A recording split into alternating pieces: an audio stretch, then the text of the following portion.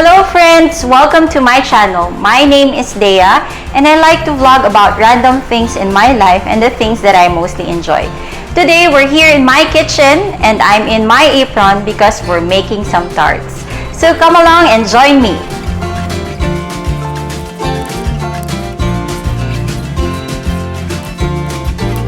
So for the dough, we would be needing 1.5 cup of all-purpose flour, 1/3 cup of sugar, 8 tablespoons of butter, a pinch of salt, 1 teaspoon of vanilla, 2 teaspoons of Greek yogurt, and 1 egg yolk. For the dough, I'm just gonna be using my food processor. So the first step is ilalagay lang natin yung ating flour.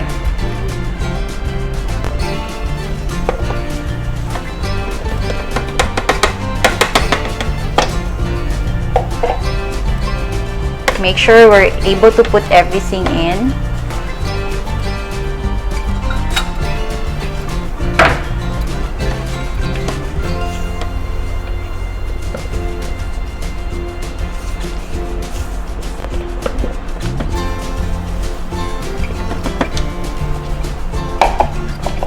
And then 1.5 cup of 1/3 cup of sugar,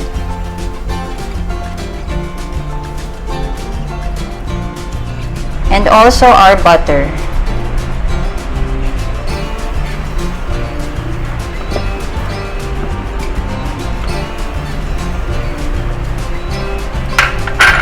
And a pinch of salt.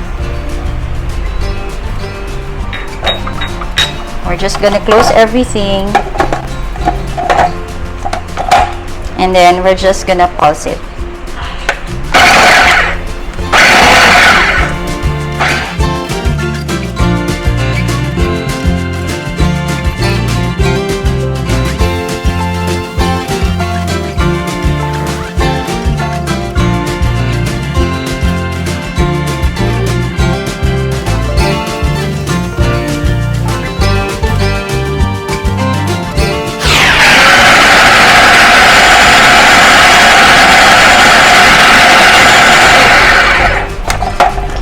Now, kapag parang cornmeal na yung texture niya, we're gonna add in our liquid ingredients. So, let's start with the egg yolk.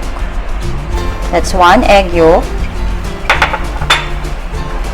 2 teaspoons of Greek yogurt. And lastly, our aromatic, a teaspoon of vanilla.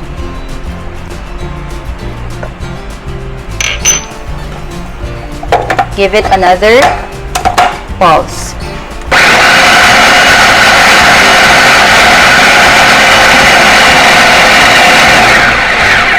So, pag naging ganito na yung texture ng ating mixture, we can take it off from the food processor and transfer it into a bowl.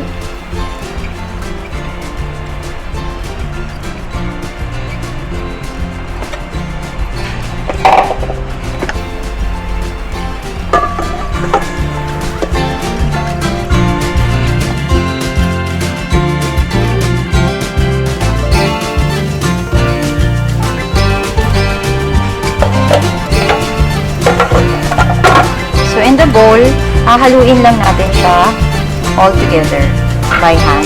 Make sure our hands are clean before we do this.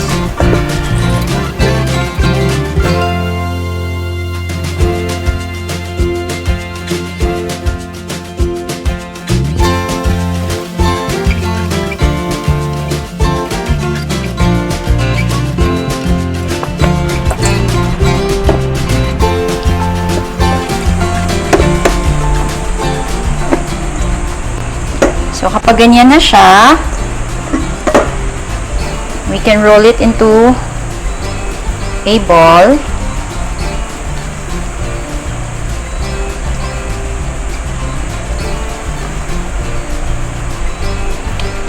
Then, we're gonna get a cling wrap.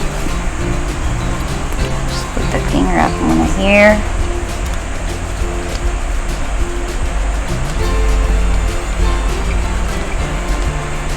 And then we're gonna wrap it in the cling wrap.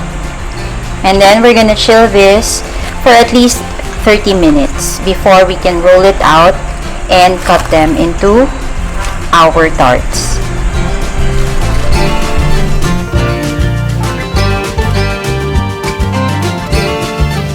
Okay, so after chilling in the ref for at least 30 minutes, pwede na nating i-assemble ang ating tarts.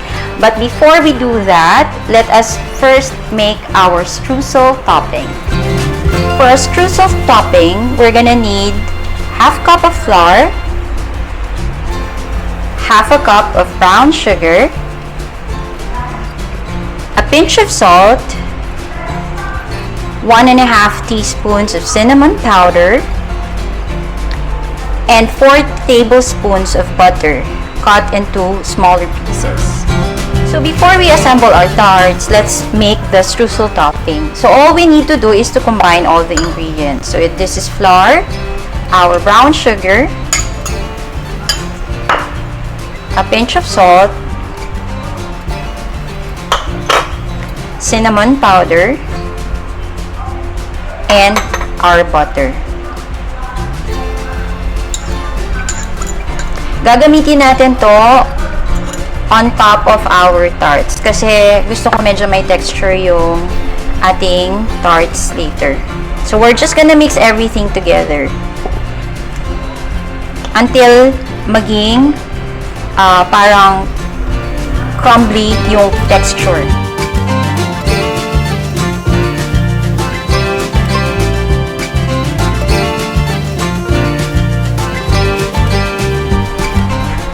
So, kapag ganito na yung texture ng ating streusel, pwede na natin siyang iset aside. Kasi mamaya, ilalagay natin to dun sa taas ng ating tart.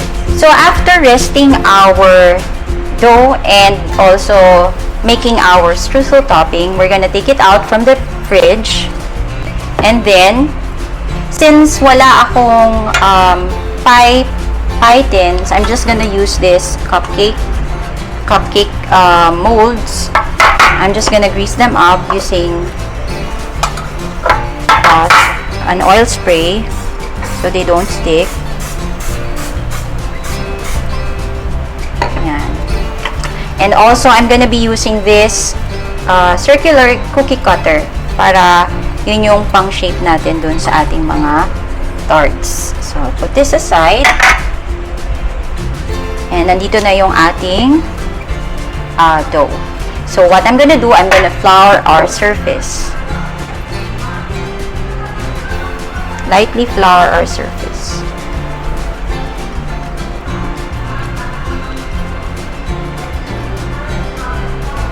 There.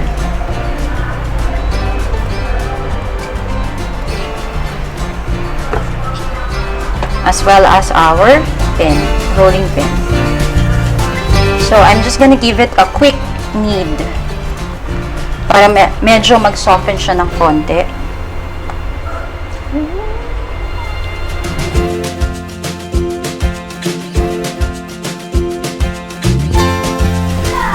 So, after kneading our dough, medyo itlinatin ko lang siya and then, i-roll na natin siya with a rolling pin.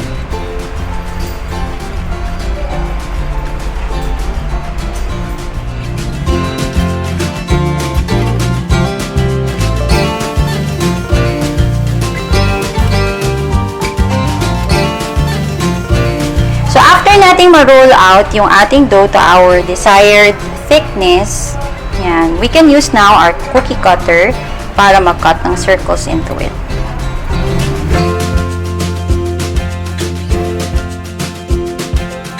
So after nating ma-cut yung ating dough, we're just gonna take out the circles and then ilalagay natin dito sa ating mold. Just like so.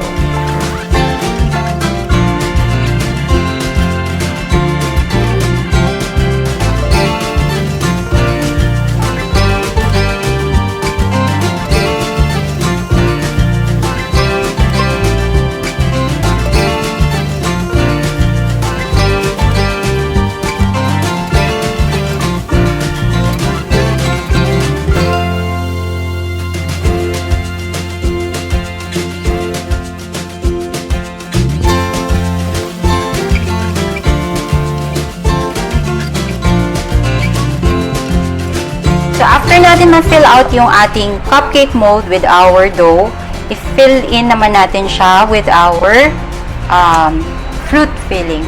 Yung napili kong gamitin for this is yung jackfruit. Kasi may nagbigay ng jackfruit sa amin the other day. So, ginawa ko lang siyang puree. And now, yun yung gagamitin ko as the tart filling.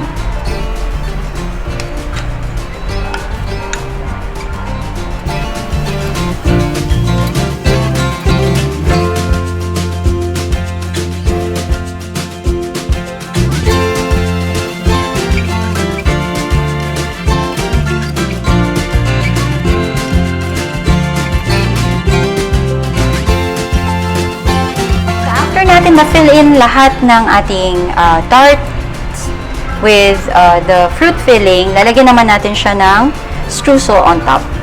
So, I'll just be using my hand na lang for this one para mas madali siyang i-distribute.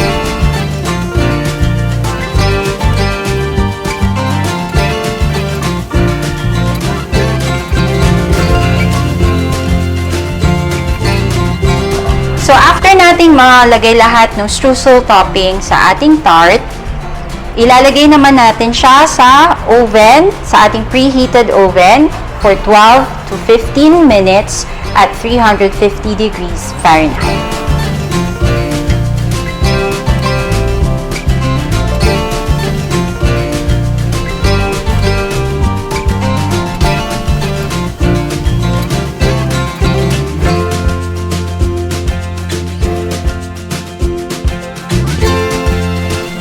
So after baking for 15 minutes, we took our tarts out of the oven. I cooled them down and then individually, I put them on a cupcake liner para madaling kainin. And now we can enjoy our tarts.